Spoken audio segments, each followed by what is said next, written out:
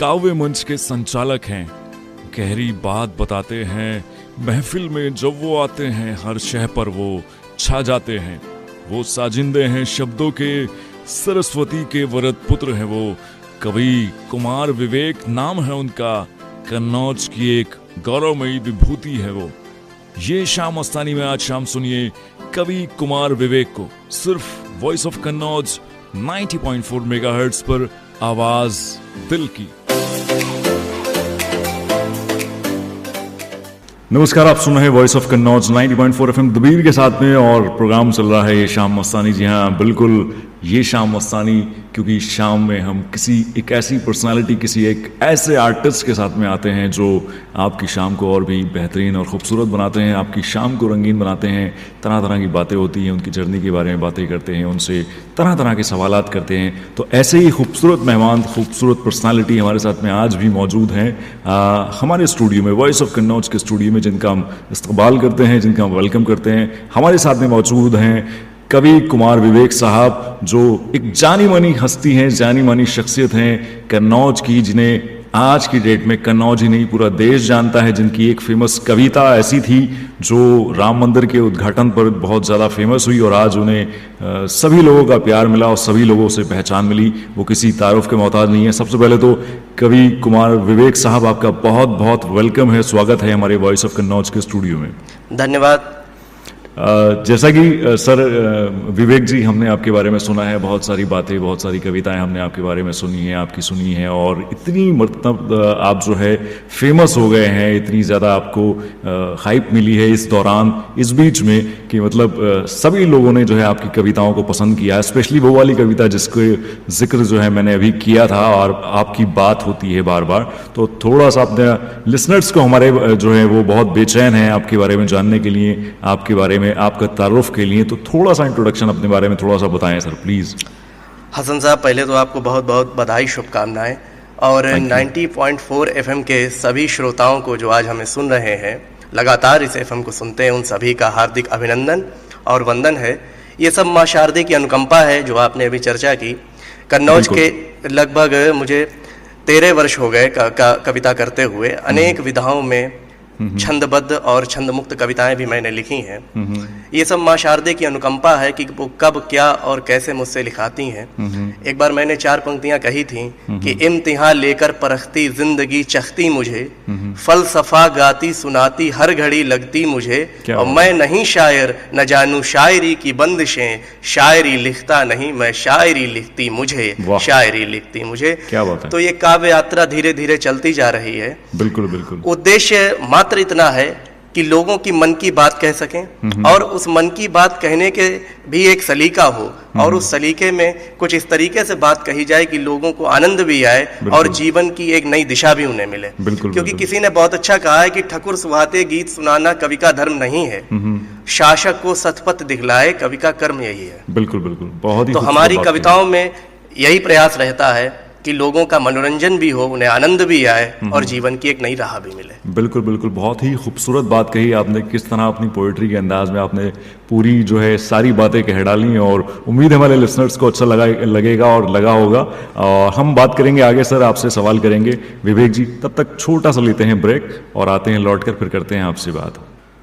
Welcome back, आप सुन रहे हैं वॉइस ऑफ कन्नौज 90.4 एफएम दबीर के साथ में, और शो चल रहा है ये शाम मस्तानी। जी हाँ, ये शाम मस्तानी, इसमें हमारे साथ में कुछ गेस्ट होते हैं, कुछ स्पेशल पर्सनालिटीज़ होती हैं, शाम को रंगीन बनाने के लिए, शाम को खूबसूरत बनाने के लिए, आपसे बातें करने के लिए, आपके साथ में शाम का जो जिक्र है, वो जो खूबसूरती है शाम की, वो ठंडी ठंडी हवाएं, वो सूरज के जाने के बाद का मौसम, और उसके बाद ये खूबसूरत मौसम, कुछ अगर पोइट्री के अंदाज में आपको मिल जाए, कुछ कविताओं के अंदाज में आपको मिल जाए, तो कितनी खूबसूरत शामें होंगी।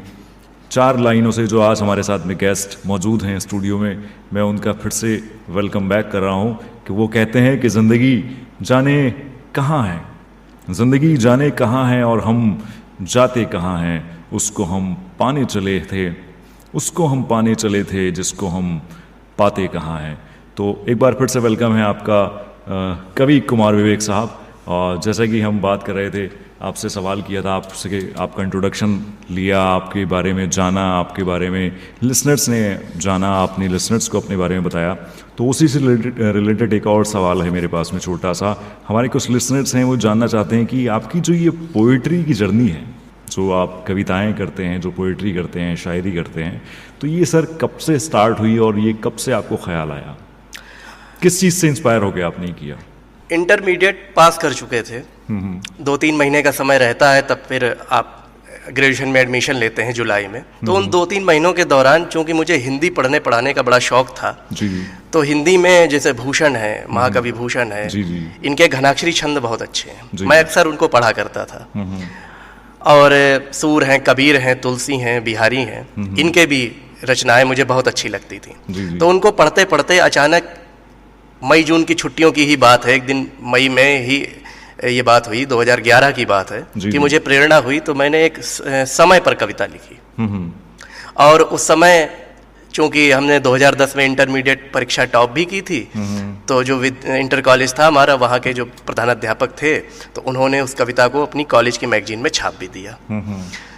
तो वहाँ से मुझे कुछ उत्साहवर्धन हुआ, तो धीरे धीरे लिखने का सिलसिला चालू हुआ। तो 4 पंक्तियां मैं वक्त पर ही आपको पहले सुनाता हूँ, फिर अपनी इस काव्य यात्रा के बारे में और आगे बताऊंगा। बिल्कुल बिल्कुल। कि वक्त ही मन से सभी यादें मिटाता है, वक्त ही मन से सभी यादें मिटाता है, वक्त ही हर घाव पर मरहम लगाता है, वक्त ही हर घाव पर मरहम लगाता है। और जिंदगी में शख्स मिलते हैं अनेकों पर, जिंदगी में शख्स मिलते हैं अनेकों पर, एक होता है जो हर पल याद आता है। क्या बात एक है, होता है जो हर पल याद आता है कि मतलब एक ही शख्स होता है, वाकई में एक ही शख्स होता है जो हर पल याद आता है, वरना तो जिंदगी में ऐसे बहुत सारे लोग मिलते हैं। खूबसूरत बात कही आपने जी। तो इसी तरीके से जब लिखते रहे, तो हमारे पड़ोस में ही अंतर्राष्ट्रीय कवि एक रहे, हमारे कन्नौज की शान रहे, दादा विश्वनाथ द्विवेदी जी। वो राष्ट्रीय अंतर्राष्ट्रीय सभी मंचों पर काव्य पाठ के लिए, वीर रस के रचनाओं के लिए जाने जाते थे। तो उनसे भेंट हुई हमारी, उन्होंने एक पहले काव्य मंच हमें प्रदान करवाया। क्या बात है। एक चीज़ आपसे पूछना चाहूँगा मैं इसके बीच में, जैसे अभी मैं आपकी बात काट रहा हूँ कि जैसे आपने बताया कि आपकी एक रचना जो है वो पब्लिश हुई थी, तो वो आपकी पहली रचना थी या उससे पहले भी आपने कोई कोशिश की थी, या कुछ ऐसा था कि वो पब्लिश नहीं हो पाया था? आपने कुछ ऐसा भी होता है ना कि कुछ जब स्टार्टिंग होती है तो छुप कर लिखते हैं, बहुत सारी चीज़ें छुप कर की जाती हैं कि नहीं, छुप कर लिखने का सिलसिला उसके बाद से शुरू हुआ। अच्छा। दरअसल पहली कविता हम बता रहे, ये तो कुछ ऐसे माँ शारदी की अनुकंपा कह लीजिए कि पहली रचना जो लिखी, जैसी भी लिखी टूटी फूटी, वो छप गई। अच्छा। पहली रचना वो छप गई। उसके बाद जो आप बात कर रहे हैं छुप छुपा के लिखने वाली, वो आज भी डायरिया रखी हुई है हमारे पास। तो वो सिलसिला फिर उसके बाद शुरू हुआ। ओके।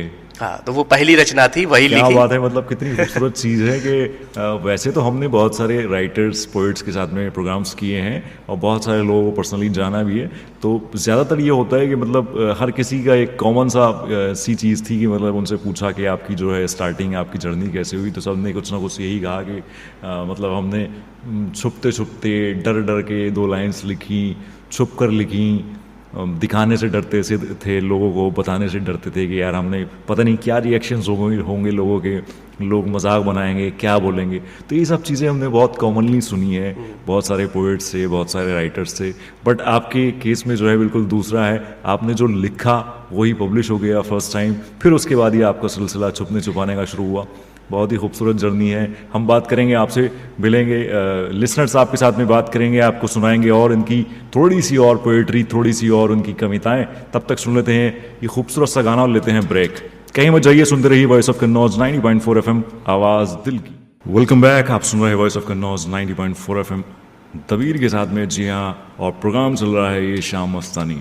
बिल्कुल, ये शाम मस्तानी। इस मस्तानी शाम में जैसा कि मैंने आपको बताया कि हम बड़े अच्छे कलाकारों के साथ में बैठते हैं, बात करते हैं उनसे, उनके एक्सपीरियंसेस शेयर करते हैं, उनसे सवाल करते हैं, आपके बिहाफ पे सवाल करते हैं, कुछ अपनी तरफ से सवाल करते हैं, उनकी कलाकारी के ऊपर सवाल करते हैं, उनके जो उनका एक्सपीरियंस है, जो उनकी शिद्दत है, उसके बारे में बात करते हैं। क्योंकि कहीं ना कहीं, किसी ना किसी लेवल पर आपकी ज़िंदगी में भी, आप में भी कोई हुनर, कोई कला होगी, और उसको निखारने के लिए, उसको मोटिवेट करने के लिए आपको ये चीज़ें जाहिर करना, आपको ये चीज़ें बताना बहुत ज़रूरी है। आपके साथ में ये कहानियाँ शेयर करना बहुत ज़रूरी है, क्योंकि हर किसी की अपनी एक कहानी होती है, हर किसी का अपना एक स्ट्रगल पीरियड होता है। तो वो कहानी आप तक पहुँचेगी, हो सकता है आप में से कोई उसे कहानी से मोटिवेट हो और अपने स्ट्रगल को, अपने मोटिवेशन को आगे बढ़ा के मोटिवेट होकर अपने स्ट्रगल के ज़रिए जो है आप अपने गोल को अचीव कर सकें, अपने गोल को पा सकें, अपनी मंजिल पर पहुंच सकें। तो ऐसे ही कलाकार हमारे साथ में आज मौजूद हैं, हमारे स्टूडियो में मौजूद हैं आज कवि कुमार विवेक साहब, जो एक बेहतरीन कवि हैं, बेहतरीन पोएट हैं, आपके कन्नौज से ही हैं। तो चलिए करते हैं उनसे अगला सवाल। जैसे कि हमने उनसे अभी बहुत सारी बातें की, जाना उनके बारे में, कुछ एक और छोटा सा उनसे सवाल करते हैं और जानते हैं उनके बारे में। विवेक साहब, जैसे कि हमने आपसे बहुत सारी चीज़ें जानी, आपके साथ में आपने हमें बहुत सारी चीज़ें अपने बारे में शेयर की, तो छोटा सा एक और आपसे सवाल है, ये जो आपकी पोइट्री का जो एक्सपीरियंस है आपका, जो आपने ये जर्नी स्टार्ट की, एक तो उसका एक्सपीरियंस थोड़ा सा हमारे लिसनर्स के साथ में शेयर कीजिए, और साथ साथ हर ज़िंदगी में, हर कलाकार की ज़िंदगी में कुछ ना कुछ ऐसे यादगार लम्हे होते हैं, कुछ ऐसे यादगार पल होते हैं जो वो कभी नहीं भूलता, तो वो ज़रूर शेयर कीजिए प्लीज़। अनुभव अलग अलग प्रकार के रहे जीवन में, और दरअसल कविता का जन्म ही अनुभवों से होता है। बिल्कुल। अनुभव हैं, जितने रोचक अनुभव हैं उतनी ही रोचक कविता होती है। बिल्कुल। तो जीवन में विभिन्न मंचों पर गए, अलग अलग बड़ी बड़ी छोटी बड़ी हर तरीके की प्रतिभाओं से भेंट हुई, सबसे कुछ ना कुछ सीखने को मिला। बिल्कुल। जब हम शुरुआती दौर में थे, कविताएं करते थे, तो प्रस्तुतिकरण की जब बात आती थी तो मन में कहीं ना कहीं एक डर जैसा होने लगता था। बिल्कुल। प्रस्तुतिकरण कैसे अच्छा हो, उच्चारण कैसे अच्छा हो, इस संबंध में हमारे जो दादा विश्वनाथ जी थे वो कहा करते थे कि किसी से पूछने की जरूरत नहीं है कि तुम अच्छा बोल रहे हो कि खराब बोल रहे हो। बिल्कुल। कारण शीशे के सामने खड़े हो जाना, अब बेधड़क अपनी कविता पढ़ना। बिल्कुल। कारण तुमको खुद समझ में आ जाएगा कि हाव भाव, उच्चारण कैसा है तुम्हारा। जिस दिन तुम्हारी आत्मा कह देगी कि हाँ अब ठीक है, उस दिन कहन तुम ठीक हो जाओगे। बिल्कुल सही रास्ता है। कविताओं पर बहुत से लोगों से चर्चा होती थी, तो कविता के विषय में चिंतन का नजरिया बदला कि केवल तुकबंदी करना ही कविता नहीं है, कुछ कविता में गहराई होनी चाहिए। बिल्कुल। 4 पंक्तियों से आपको देखो बताने का प्रयास मैं करता हूँ। बिल्कुल। कि अंधियारे में नवल रश्मि की आशा है, मानवता की यह जीवित परिभाषा है, और स्वार्थपरक दुनिया का मिथ्या जाल नहीं, कविता तो मन के भीतर की भाषा है। क्या बात। कविता तो मन के भीतर की भाषा है। बिल्कुल सही फरमाया आपने, बिल्कुल सही बात। अभी आप बात कर रहे थे कि कुछ ऐसी चीज बताओ जो आपके जीवन में कुछ अनोखी रही हो। बिल्कुल। दरअसल कविता करना शुरू किया लगभग 1-2 वर्ष हुए, 2 ही 3 मंचों पर काव्य पाठ करने का मौका मिला था। तभी अचानक एक बार एक प्रोग्राम हो रहा था, उसमें एजा कवि कविता पढ़ने के लिए मुझे बुलाया गया था। जी जी। और उस कार्यक्रम का जो संचालन करने का दायित्व जिनके कंधों पर था, वो किसी कारणवश उस दिन नहीं आ पाए। ओके।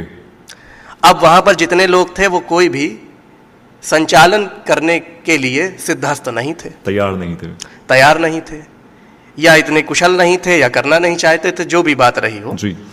तो जो कार्यक्रम के आयोजक थे वो हमारे बहुत मिलने वाले थे, बड़े भाई की तरह थे हमारे। तो उन्होंने हमसे निवेदन किया कि विवेक तुमको संचालन करना है। जी जी। तो हमने कहा संचालन कैसे हम कर पाएंगे, और कोई अनुभव भी नहीं है इस तरीके का, कोई तैयारी भी नहीं है। जी जी। कान वो कुछ भी हो, संचालन तुमको ही करना है, नहीं तो कार्यक्रम सब गड़बड़ हो रहा है। बिल्कुल।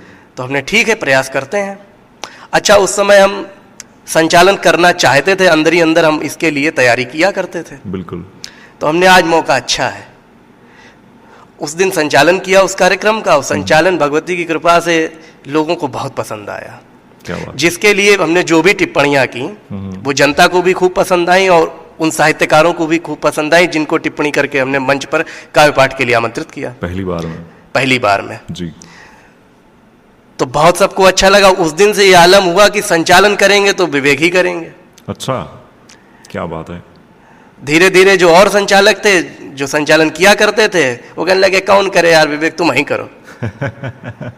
तो धीरे धीरे ये हुआ कि लगभग 8 से 10 साल हो गए हमको, और जितने भी कन्नौज में कार्यक्रम होते हैं कविता के, लगभग संचालन करने के लिए हमसे ही हर बार। मतलब जैसे आपने अभी बताया कि आपको संचालन की पूरी जिम्मेदारी दी गई और पहली बार थी, आपकी लाइफ का फर्स्ट टाइम था, तो आपको थोड़ा सा भी हेजिटेशन या कोई डर या कोई ऐसी झिझक थी आपके दिल दिमाग में? मतलब डर उतनी देर लगा जितनी देर उन्होंने कहा कि तुमको संचालन करना है। जी अच्छा, चूंकि कवियों को पढ़ा करते थे तो कुछ कविताएं छुटपुट याद भी रहती थी। जी जी जी। और वही सब काम आई। जो भी विद्यार्थी जीवन के दौरान कविताओं का अध्ययन किया या जो समय समय पर करते रहते थे, बिल्कुल बिल्कुल पढ़ा करते थे, वही सब अनुभव काम में आए, उन्हीं पंक्तियों के सहारे, उन्हीं टिप्पणियों के सहारे, और जिसको जितना जानते थे बस उसको अपने शब्दों में कहना था। बिल्कुल बिल्कुल। और संचालन में क्या होता है कि मौके के हिसाब से आप पंक्तियां पढ़ दीजिए, बस जी बिल्कुल, आपका समझो काम हो गया। बिल्कुल बिल्कुल, तो फिक्स चीज है। बस जैसा अवसर हो वैसी बात आप करिए। और ये एक कवि, एक पोएट, एक शायर बहुत अच्छे से जानता है कि अच्छे किस से। मौके के हिसाब से कौन सी पंक्तियां, कौन सी लाइंस बोलनी है। तो वो मेरे जीवन का एक अनुभव था। उसके तुरंत बाद ही हमको साहित्यिक मंचों के अलावा अन्य जो सामाजिक संस्थाएं थीं कन्नौज में, कई बार उन मंचों का भी संचालन करने को हमको दिया गया। ओके। तो वहां भी हाथ आजमाया। तो क्या धीरे, बात है। मतलब किसी काम को मना नहीं किया, जिसने भी कहा ये करना है आपको, तो ना नहीं की, कर डाला उसको, होगा तो देखा जाएगा। बहुत बढ़िया, बहुत बढ़िया। आपने बताया, मतलब जैसे कि हमने देखा है, सुना है, इवन पर्सनल लाइफ में भी देखा है कि कभी कभी कुछ मौके ऐसे होते हैं कि कुछ हालात ऐसे होते हैं कि मतलब कोई काम मिल जाए और उसमें हेजिटेशन हो, इंसान को डर होता है पहली पहली बार में, खास करके पब्लिक को फेस करने में। हर किसी के बस की बात नहीं होती है पब्लिक को फेस करना, स्टेज पे खड़े होकर बोलना, बैठ के बोलना, और ये सब चीज़ें जो है ना, एक हेजिटेशन, जो अंदर एक डर होता है इंसान के कि यार पता नहीं लोग क्या सोचेंगे, पता नहीं लोग क्या बोलेंगे, ये सब चीज़ें जो है ना बहुत एक कॉमन सी चीज़ है और ये हर किसी के साथ में होता है। आपने जैसे कि अपना एक्सपीरियंस शेयर किया, हमें बहुत अच्छा लगा, और ये होना भी चाहिए कि डर जो है वो हमारे अपने अंदर है, उस डर को बस बाहर निकालना है। और कहते हैं ना, वो जो डायलॉग भी है कि डर के आगे जीत है, तो वो जीत आपकी हो सकती है, बस उस डर को बाहर निकालना है। अगर आपके अंदर भी है कोई ऐसी चीज़, कोई ऐसी परेशानी, कोई ऐसी हेजिटेशन, तो बिल्कुल हेजिटेट होने की ज़रूरत नहीं है। जो भी काम करना चाहते हैं बिल्कुल आसानी तो से। ये आलम हो गया कि दर्द आंसू के हवाले हो गए, जी जी, और शब्द कविता के निवाले हो गए। क्या बात। दर्द आंसू के हवाले हो गए और शब्द कविता के निवाले हो गए, और प्रेम तो मानो की गंगा जल हुआ, और तन अपने शिवाले हो गए। क्या बात और है, तन क्या बात अपने है, शिवाले बहुत हो बहुत गए। बहुत खूबसूरत, बहुत खूबसूरत। तो लिसनर्स, ये हैं कवि विवेक कुमार जी हमारे साथ में, जो बेहतरीन अपना एक्सपीरियंस शेयर कर रहे हैं आपके साथ में, बहुत सारी बातें कर रहे हैं। अगर आपको भी ये कोई सवाल, तो आप हमें, हमारे जो हेल्पलाइन नंबर्स हैं हमारे, उन पे शेयर कर सकते हैं, हमें मैसेज कर सकते हैं हमें। और आपके अंदर भी अगर कोई प्रतिभा है, कोई टैलेंट है, तो उससे बिल्कुल मत चूकिए और कोशिश कीजिए कि डर के आगे आपको ज़रूर जीत मिलेगी। कोशिश करके आगे बढ़िए तो ज़िंदगी में आपको भी कामयाबी मिल सकती है। हम लौटेंगे छोटे से ब्रेक के साथ में, तब तक आप सुनिए खूबसूरत। Welcome back. आप सुन रहे हैं वॉइस ऑफ कन्नौज 90.4 FM दबीर के साथ में। जी हाँ, और प्रोग्राम चल रहा है ये शाम मस्तानी। ये शाम मस्तानी में आज हमारे स्पेशल गेस्ट हैं। जी हाँ, एक ऐसी पर्सनालिटी जो किसी तारुफ की मोहताज नहीं है, जिनका नाम कवि कुमार विवेक साहब है। जी हाँ, वो एक प्रोफेशन से तो वैसे वो टीचर हैं, लेकिन उनकी कविताओं में जो एक गहराई है, जो सच्चाई है, जो अंदाज़े बयां है उनका, वो बेहद ही खूबसूरत है, दिलों को छू जाने वाला है। अगर आप पोइट्री सुनते हैं या उनकी कोई पोइट्री जो है आप पढ़ते हैं, तो कहीं ना कहीं आपके दिल में ये एहसास होता है, ये जागता है कि ये चीज़ जो है वो कहीं मुझसे इंस्पायर होकर लिखी गई है, मेरे दिल से जो है वो जानकर और पहचान कर लिखी गई है। और एक कवि, एक आर्टिस्ट, एक पोइट की जो है वो यही सबसे बड़ी कलाकारी होती है कि वो जब कोई चीज़ लिखता है, जब वो कोई पोइट्री कहता है, तो वो जनता को, वो लिसनर्स को, ऑडियंस को ऐसा लगना चाहिए कि ये उसके ऊपर बीती हुई चीज़ लिखी गई है, तब वो सक्सेसफुल है, अदरवाइज बहुत मुश्किल है। और आज जैसे कि हमारे साथ में कवि विवेक कुमार जी जो है साथ में बैठे हैं स्टूडियो में, हमने उनसे बहुत सारे सवाल किए, बहुत सारी बातें की उनसे, बहुत सारा उनकी जर्नी के बारे में जाना। तो चलिए करते हैं उनसे एक और अगला सवाल। विवेक कुमार जी, जैसे कि आपसे बहुत सारी बातें हुई, बहुत सारे सवाल हमने आपसे किए, आपने बहुत कुछ हमसे जो है शेयर भी किया अपनी जर्नी के बारे में। तो सबसे पहले तो मैं एक चीज़ जानना चाहूँगा, जो आपकी पॉपुलैरिटी जो है वो आजकल जो है वो कुछ ज़्यादा, मतलब उसमें पीक पे आई, एक ख़ास पोएम की वजह से, ख़ास कविता की वजह से। वो जो ख़ास कविता थी आपकी, जो राम मंदिर से रिलेटेड थी आपकी, जो हमने सुनी थी, जिसकी वजह से आपका बहुत नाम हुआ और चर्चा में आए आप, प्लीज़ थोड़ा सा उसको एक्सप्लेन कीजिए, थोड़ा सा उसको पढ़िए, थोड़ा सा उसकी कुछ लाइंस हमारे लिसनर्स को सुनाइए।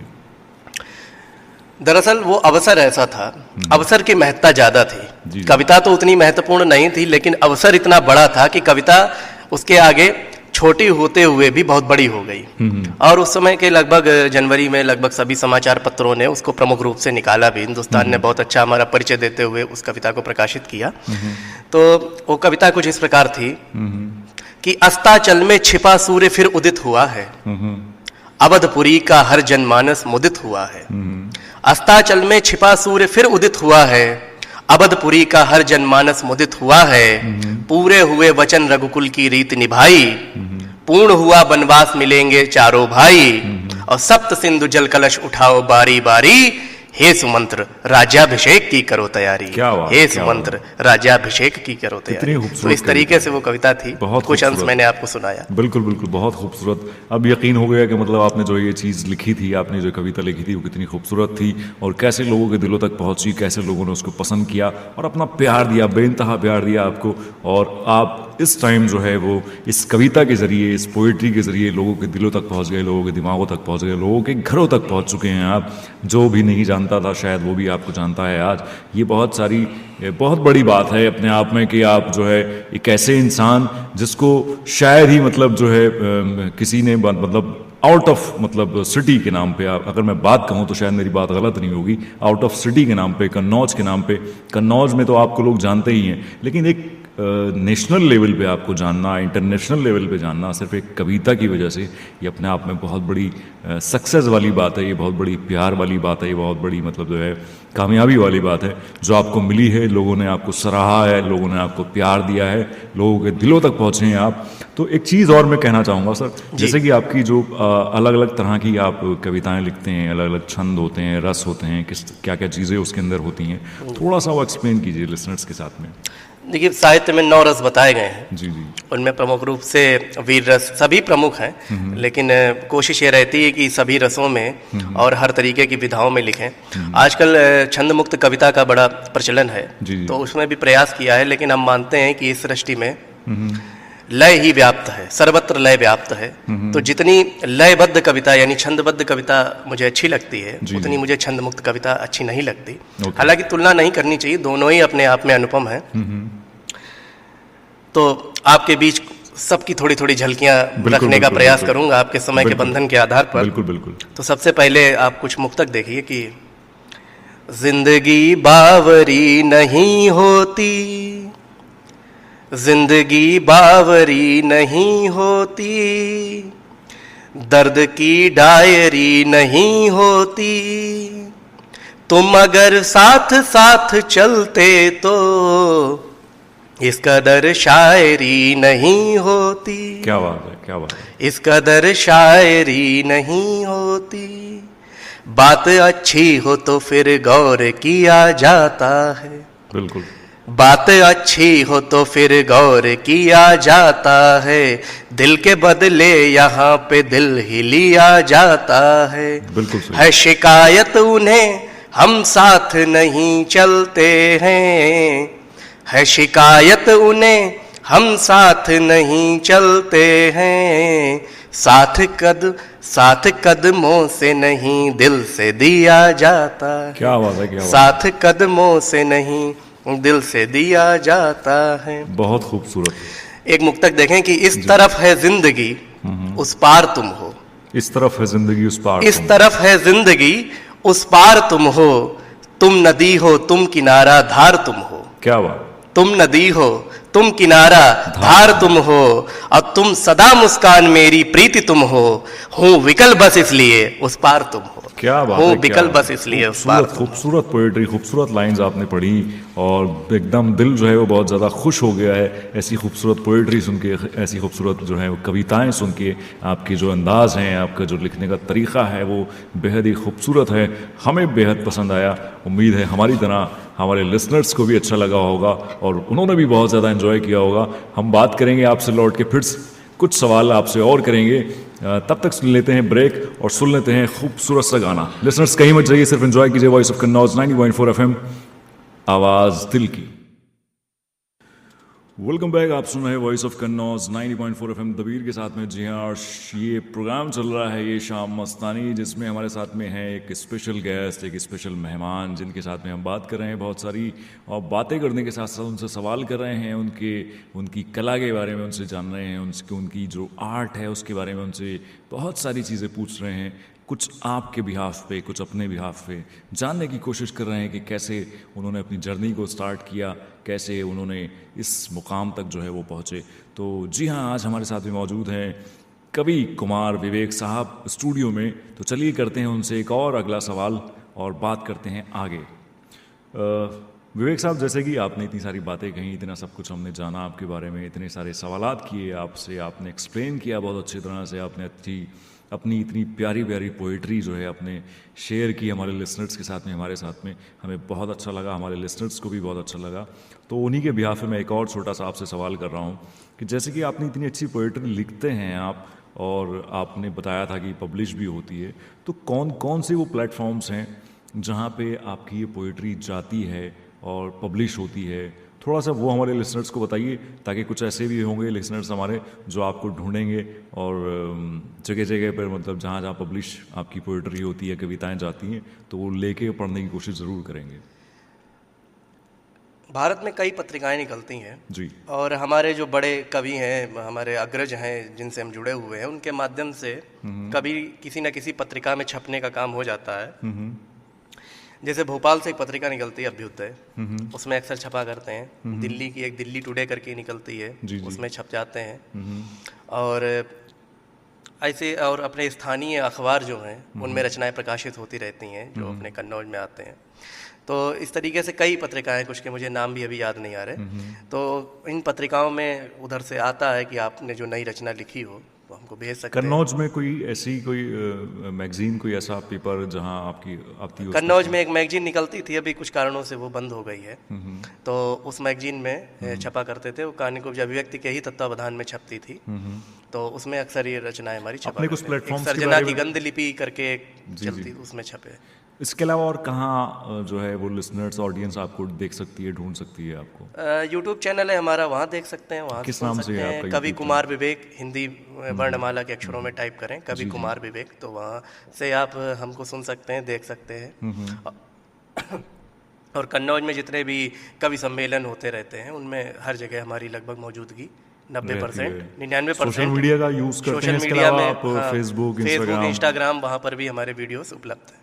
Very nice, very nice. बिल्कुल। तो ये लिसनर्स आपको समझ में आया होगा, आपको इतनी सारी इन्फॉर्मेशन मिली। अगर आप इनको सुनना चाहते हैं, विवेक कुमार जी को सुनना चाहते हैं, इनको देखना चाहते हैं, इनकी पोइट्री पढ़ना चाहते हैं, एंजॉय करना चाहते हैं, तो ज़रूर इनको जो है इनका यूट्यूब चैनल है, जैसे कि इन्होंने बताया सर ने, तो वहाँ ज़रूर इनको सब्सक्राइब कीजिएगा और इनको ढूंढिएगा, इनकी कविताएं, इनकी पोइट्री को जो है एंजॉय कीजिएगा। इसके साथ साथ फेसबुक और इंस्टाग्राम पे भी इनको आप ढूंढ सकते हैं और इनकी कविताओं का आनंद ले सकते हैं।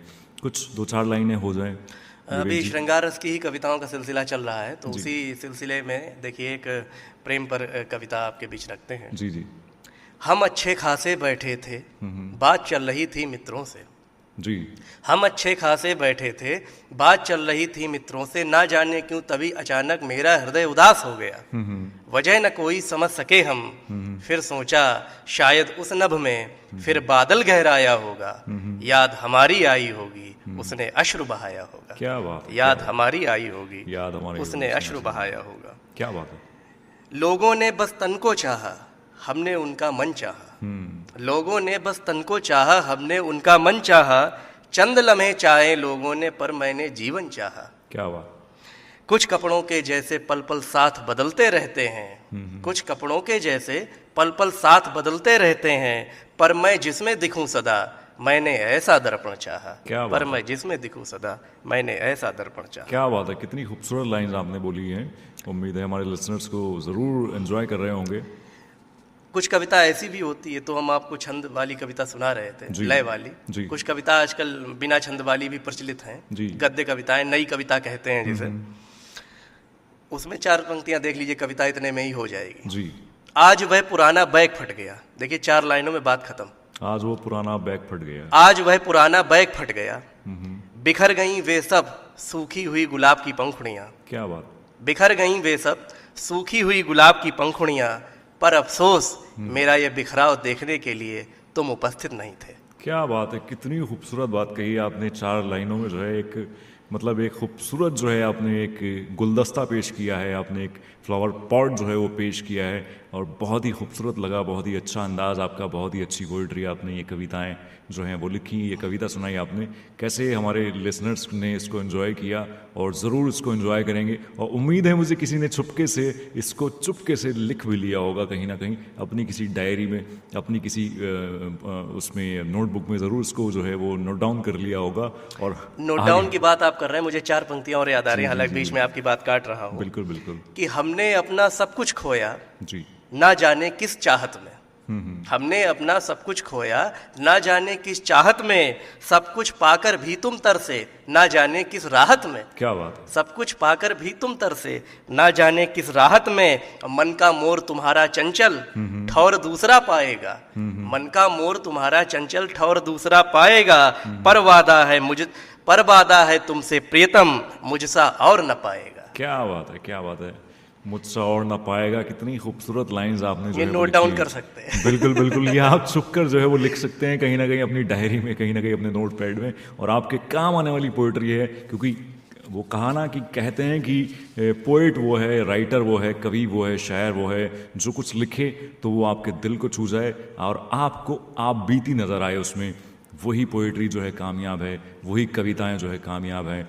इससे बेहतर कुछ हो ही नहीं सकता जो आपको आपकी ज़िंदगी से जो है आपको अटैच्ड कर दे, आपके दिल को टच कर जाए, आपके दिल को छू जाए।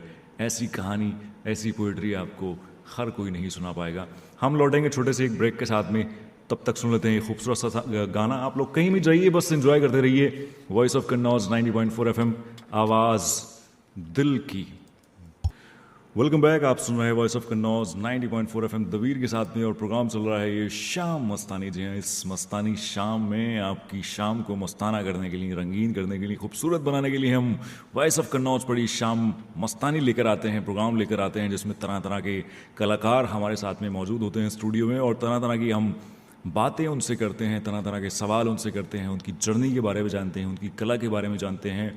क्योंकि इस दुनिया में हर जगह कहीं ना कहीं, जैसे कन्नौज है आपका शहर, तो कहीं ना कहीं आपके भी शहर के किसी ना किसी कोने में कोई ना कोई एक ऐसा आर्टिस्ट छुपा बैठा होगा जो मोटिवेशन चाहता होगा, जिसको सपोर्ट चाहिए होगा, जिसको मेंटली सपोर्ट चाहिए होगा। तो उसके लिए हम ऐसे प्रोग्राम लेकर आते हैं ताकि उस तक ये कहानी पहुंच सके, उस तक इन कहानियों का स्ट्रगल और इस स्ट्रगल से बाहर निकलने वाली कहानी पूरा मोटिवेशन के साथ में आप तक पहुंच सके, तो आपको भी आपकी मंजिल मिल जाए। आज स्टूडियो में हमारे साथ में मौजूद हैं कवि कुमार विवेक साहब, जो वैसे तो प्रोफेशन से टीचर हैं, बट खूबसूरती उनकी लिखने की, उनकी पोइट्री की जो है वो इस काबिल है कि उन्हें आज देश, कन्नौज ही नहीं पूरा देश जानता है। जैसे कि वो पोइट्री लिखते हैं, जैसे कि दिल को छू जाने वाली शायरी वो लिखते हैं, जैसे कि वो लाइंस वो लिखते हैं, वो हमें ही नहीं बल्कि आपको भी और शहर से बाहर भी, देश के, दुनिया के लोगों तक आज की डेट में उनकी पोइट्री पहुंच रही है। सोशल मीडिया के ज़रिए, आप लोगों के ज़रिए, कुछ और चीज़ों के सहारे, जिससे वो आज फेमस हुए हैं। तो चलिए करते हैं उनसे एक और अगला सवाल। विवेक साहब, जैसे हमने आपसे बात की, इतनी सारी बातें हमसे आपकी हुई, आपने एक्सप्लेन किया, हमारे लिसनर्स को बताई इतनी सारी बातें अपनी जर्नी के बारे में, आपने अपनी कविताएं शेयर की, तरह तरह की अपनी पोइट्रीज शेयर की, हमें बहुत अच्छा लगा सुनकर। आपका जो लिखने का अंदाज़ है बहुत ही खूबसूरत है, दिल को छू जाने वाला है। उनमें से कहीं ना कहीं लिसनर्स को भी हमारी ये बात समझ में आई होगी, उन्होंने भी एंटरटेन किया होगा और मज़ा आया होगा उनको। तो उसी से रिलेटेड एक और सवाल है मेरे पास में आपके लिए। जैसे कि कहते हैं कि दुनिया में जब हम कदम रखते हैं तो हमें हर कदम पे किसी न किसी सहारे की ज़रूरत होती है, बचपन से लेके जवानी तक, जवानी से लेके बुढ़ापे तक। ये एक रूल है नेचर का, है ना। तो इसमें ज़िंदगी में आगे बढ़ने के लिए जो हमारा स्ट्रगल होता है, तो उसमें भी हमें किसी न किसी के सहारे की ज़रूरत पड़ती है। वहाँ भी हमारा कोई ना कोई गुरु होता है। तो उस गुरु के बारे में बताइए जिसने आपको इस पोइट्री के लेवल तक पहुँचाया, इस काबिल बनाया, आपको आपका सपोर्ट किया। तो उनके बारे में थोड़ा सा लिसनर्स को हमारे एक्सप्लेन कीजिए प्लीज़। पहला कवि सम्मेलन था, हमें उस कवि सम्मेलन में दादा विश्वनाथ द्विवेदी जी लेके गए थे, कन्नौज में ही वो कार्यक्रम था जी। तो उस कार्यक्रम का संचालन एक व्यक्ति कर रहे थे। भाषा शैली से और बोलने के अंदाज से बड़े साहित्यकार लग रहे थे जी जी। तो उनके संचालन में मैंने काव्य पाठ किया। तो काव्य पाठ करने के बाद जब हम कार्यक्रम पूर्ण हुआ तो उन्होंने हमसे कहा, हमें जान तो अपने कन्नौजी में कहा। तो हमने कहा नहीं दादा आपको नहीं। कान मोहल्ला होरी जानत, हमने जी दादा। कान उन बिमल प्रिंटर्स पूछ लियो किसो से और कल हमसे मिली हुआ है। तो ये उन्होंने कन्नौजी में इतनी बात कही तो हम अगले दिन पहुंच गए उनके पास।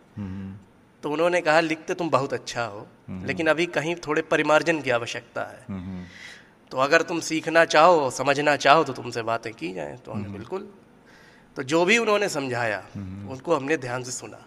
उन्होंने जो जो कमियां बताई वो हमने आगे दूर करने का प्रयास किया। जी जी।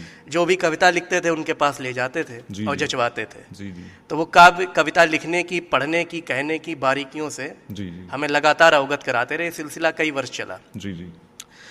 फिर बाद में वो कवि साहित्यकार तो बहुत अच्छे थे ही, बाद में वो उपन्यासकार के रूप में पूरे भारत में जाने गए। ओके। उन्होंने राम कथा नाम से एक उपन्यास लिखा जो 5 खंडों में विभाजित है। उसका इनॉग्रेशन दिल्ली पुस्तक मेले में हुआ। बहुत खूब। तो उनका नाम फिर वो बाद में अमेजोन पे भी बहुत अच्छे से बिका, रॉयल्टी वगैरह अच्छी मिली उनको। ओके। तो बहुत ज़्यादा वो फेमस हुए, भोपाल में सम्मानित किया गया। तो उनका नाम है स्वर्गीय सुलभ अग्निहोत्री जी। ओके। आज हमारे बीच नहीं है लेकिन कविता के मामले में वही हमारे गुरु हैं। क्या बात है। नेचर उनका ऐसा था सबको साथ में जोड़ के चलने का। तो 4 पंक्तियां उनके लिए मैं कहना बिल्कुल चाहूँगा बिल्कुल बिल्कुल। कि बस नजरिए का असर ही रह गया इंसान का, बस नजरिए का असर ही रह गया इंसान का, जी। यह जमी तो आदमी का सिर्फ कब्रिस्तान है। जी जी। और जिंदगी बाकी बची, जिंदगी जितनी उसे अपनी मस्ती में जियो, फिर लगेगा मौत की कितनी निराली शान है। क्या बात है। फिर क्या लगेगा मौत की कितनी निराली शान है। क्या बात है। बहुत ही खूबसूरत अंदाज में आपने बयान किया, बहुत ही खूबसूरत अंदाज में आपने अपनी पोइट्री शेयर की और अपने गुरु के बारे में बताया। तो कोई ऐसा इंसिडेंट गुरु के साथ में, आपके गुरु जी के साथ में, जिन्होंने आपको यहाँ तक पहुँचाया, आपको स्टेज तक पहुँचाया, फिर उसके बाद आपको सिखाया जिन गुरु ने, तो थोड़ा सा कोई ऐसा इंसिडेंट उनके साथ में जो आपको हमेशा याद आता हो? इंसिडेंट तो सबसे बड़ा यही है जो मेरी पहली मुलाकात हुई। दरअसल पहले कवि सम्मेलन में जब हम गए तो हमें लगता था कि जो कवि संचालक की खूब खिंचाई करता है वो ज़्यादा हिट होता है। अब लड़क बुद्धि थी, यही मानसिकता थी उस समय। जी, जी, जी। तो जो हमने काव्य पाठ किया था उसमें हमने कई जगह संचालन वो कर रहे थे सुलभ जी, उनकी कई जगह चुटकी ली।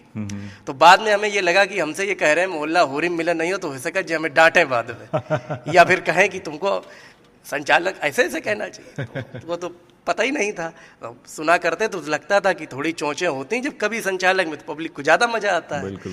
तो हमने उसी हिसाब से अपना काव्य पाठ किया था।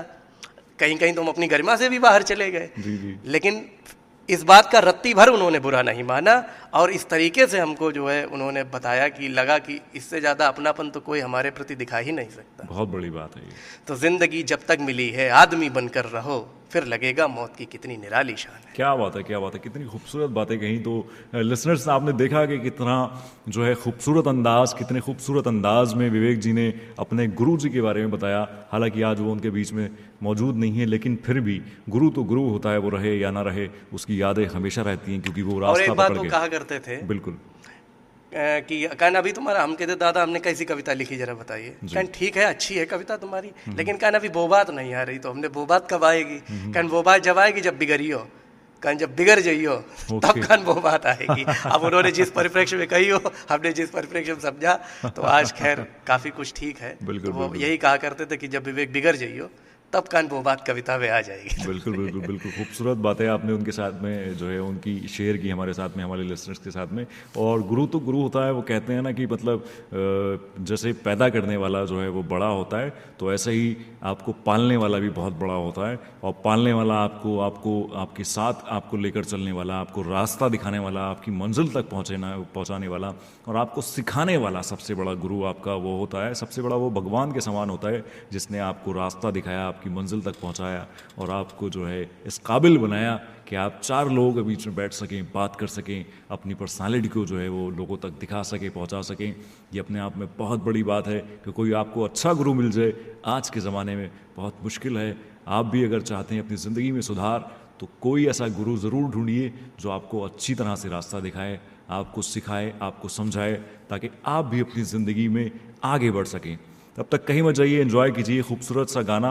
हम लौटेंगे फिर विवेक जी के साथ में बात करेंगे, आगे कुछ और सवाल करेंगे उनसे और जानेंगे उनकी कुछ खासियतों के बारे में। तब तक एंजॉय कीजिए खूबसूरत सा गाना, सिर्फ वॉइस ऑफ कन्नौज 90.4 FM पर, आवाज़ दिल की। 90.4 ये है वॉइस ऑफ कन्नौज। 90.4 ये है वॉइस ऑफ कन्नौज। सुनते रहिए 90.4 वॉइस ऑफ कन्नौज, आवाज दिल की।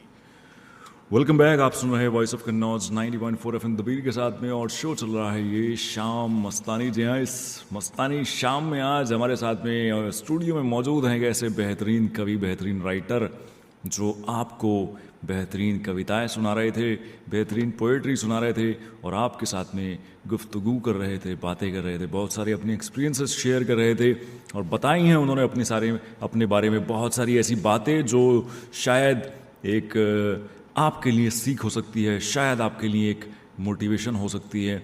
हमारे साथ में आज स्टूडियो में हैं कवि कुमार विवेक साहब, जो बताया मैंने कि वो प्रोफेशन से तो टीचर हैं, बट उनका जो पैशन है वो कविताएं लिखना है, कवि हैं, वो पोइट्री लिखते हैं, खूबसूरत लाइंस लिखते हैं और दूर दूर जाते हैं, लोग उन्हें जानते हैं, लोग उन्हें पहचानते हैं और किस तरह वो इस बीच में, इस पीरियड में कैसे वो एक अपनी कविता से फेमस हुए, ये भी आपको बताया, ये भी आपको सुनाया कि कैसे उन्होंने जो है ये अपने आप में एक जो है अपनी पर्सनालिटी को निखारा, ग्रूम किया और एक फेमस कवि बन गए आज की डेट में।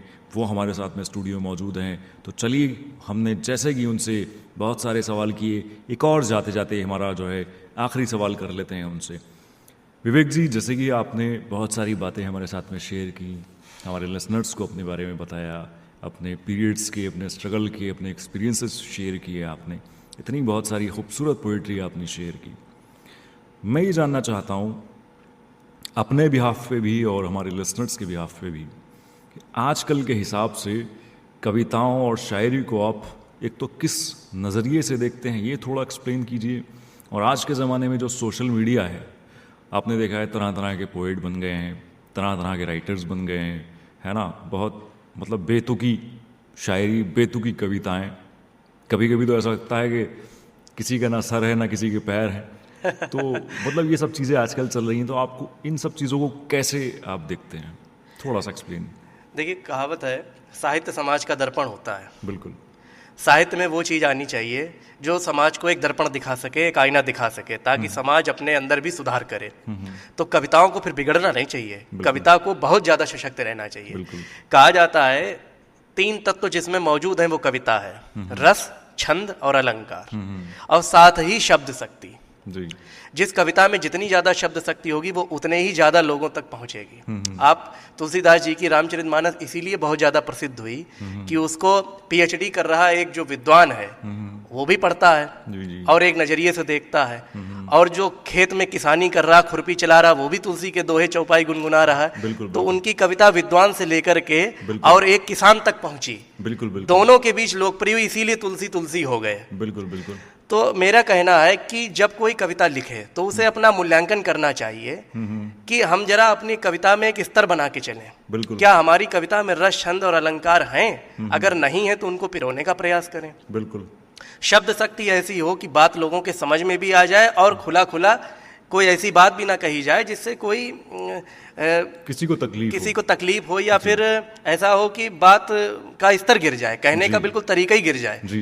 तो आजकल तो अलग अलग प्रकार की, आपने बताया फेसबुक पे, बिल्कुल सही बात है, दिखाई पड़ती हैं। सब कोई कवि हो गया, आता है से जाता है, जिसने जोड़ दिया वो कवि हो गया। अच्छा, ये क्या आप कुछ पैरामीटर थोड़ी है कि मतलब आपको बहुत ज़्यादा लाइक्स मिल गए सोशल मीडिया पे, बहुत ज़्यादा कमेंट्स मिल गए, सब्सक्राइबर्स मिल गए, आपको बहुत ज़्यादा फॉलोअर्स मिल गए, तो उसका मतलब ये है कि आप अच्छे कवि हो गए, आप एक अच्छे राइटर हो गए? ऐसा थोड़ी है कोई मेरा पैरामीटर।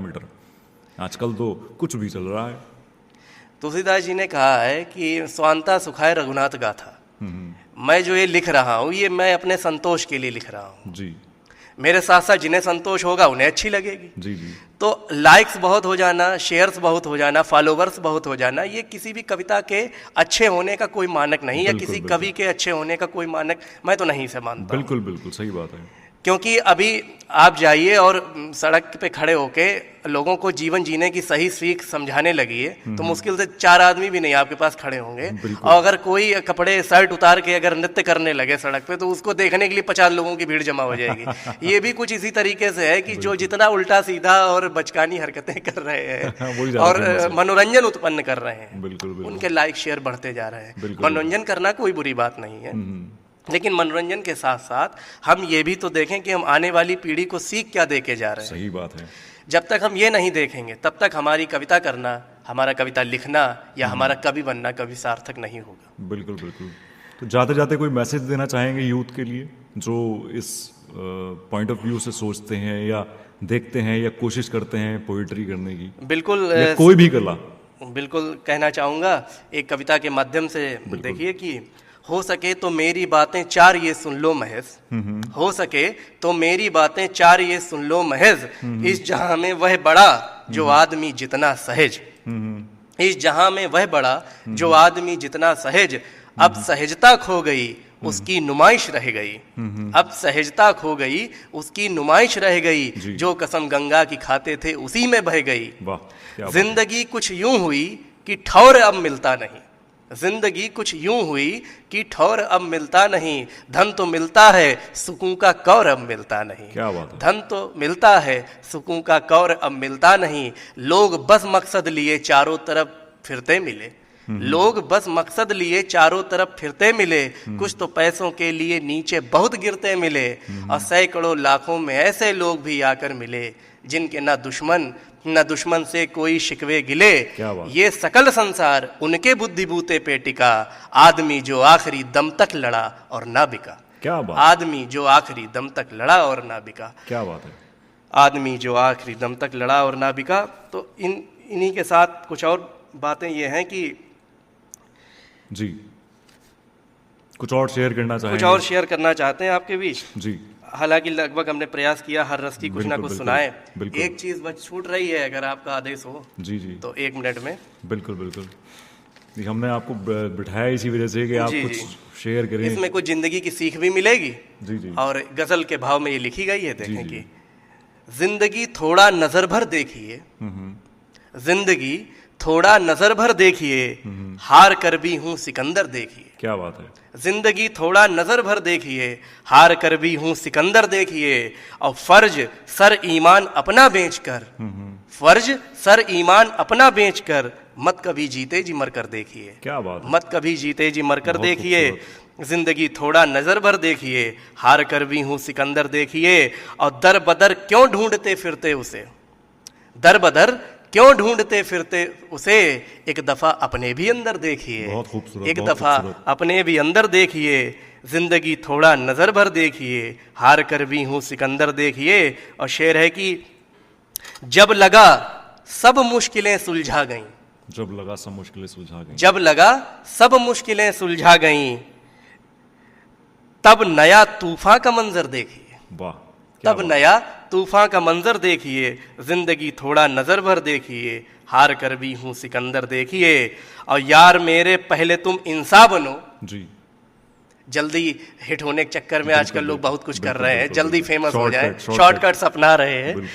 तो उनके लिए ये शेर है कि यार मेरे पहले तुम इंसान बनो, फिर झुकेगा आदमी हर देखिए। क्या बात है। यार मेरे पहले तुम इंसान बनो, फिर झुकेगा आदमी हर देखिए, जिंदगी थोड़ा नजर भर देखिए, हार कर भी हूं सिकंदर देखिए। और साफ कहने की हिमाकत की अगर, ये भी एक बड़ी विषमता है, विसंगति है जी। इस साफ कहने की हिमाकत की अगर, आप कटता आपका सर देखिए। वाह। क्या आप कटता आपका सर देखिए, जिंदगी थोड़ा नजर भर देखिए, हार कर भी हूं सिकंदर देखिए। और रहनुमा बनना है घर इंसान का, रहनुमा बनना है घर इंसान का, पहले अपना फूंक कर घर देखिए। वाह।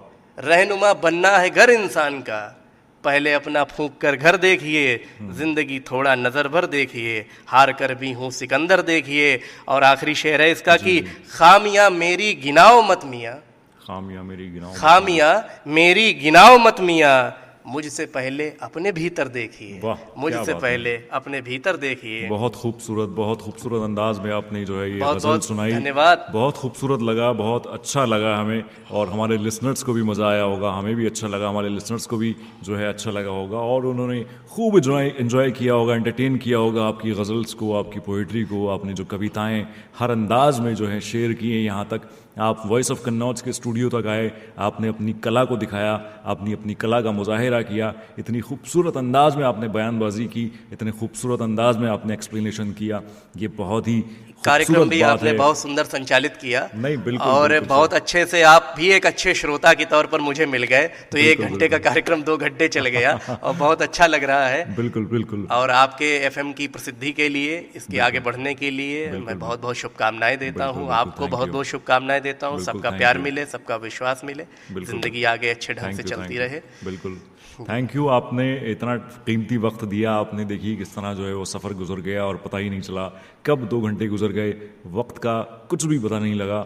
एक अच्छा जो है पोएट, एक अच्छा राइटर, एक अच्छा जो है लिरिसिस्ट वही होता है जो अपने आप में बैठे तो वक्त का पता ना लगे, किसी के साथ बैठे तो उसको ये एहसास ना हो कि वक्त गुजर रहा है, टाइम कट रहा है, या कुछ भी ऐसा हो रहा है। हालांकि आपने बहुत कोशिश की, बहुत अंदाज में आपने जो है बयान किया, लेकिन क्योंकि हमारे पास में टाइम कम है, हम मिलेंगे आपसे फिर एक और नए प्रोग्राम में, एक और नए गेस्ट के साथ में।